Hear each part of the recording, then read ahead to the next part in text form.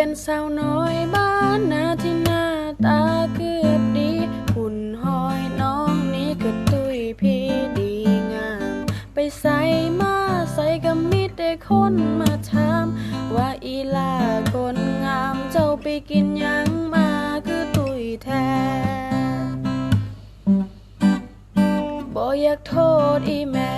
ที่เพิ่นนั้นเลี้ยงดีเห็ดแนวกินมาแต่ละทีก็มีแต่แนวแซ่บแซ่บต้มหน่อไม่จำเจ้าปลาแดกออมไก่ใส่ไว้ป่นปลาแซ่บหลายมีแต่แนวเฮามากและถึกใจ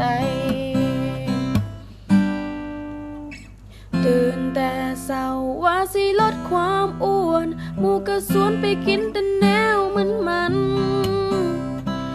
หุ่นงามงามคงเป็นได้แค่เพียงฝันส่วนน้ำหนักนั้นเป็นเพียงตัวเลขตุ้ยก็สร้างมันทอเขามีสนใจไผสิว่าจังใดคอยโบหัวซาว่ามีน้ำมีนวลบ่งามแต่ยอบมวนเด้ออายถ้าอายสนใจเอาเบอร์ไปแล้วให้ทักมาโอ้โอ้โอ้โอ้โอ้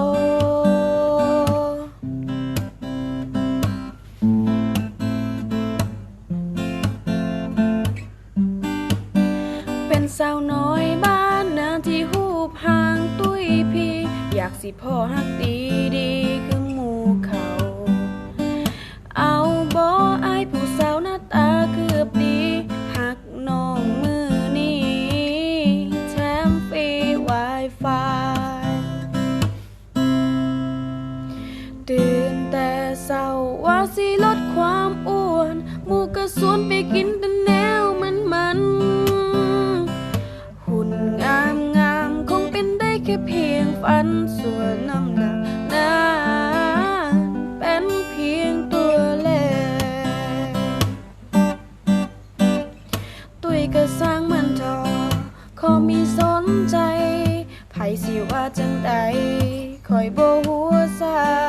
ว่ามีน้ำมีนวลบ่งามแต่ยอบมวนเด้ออาย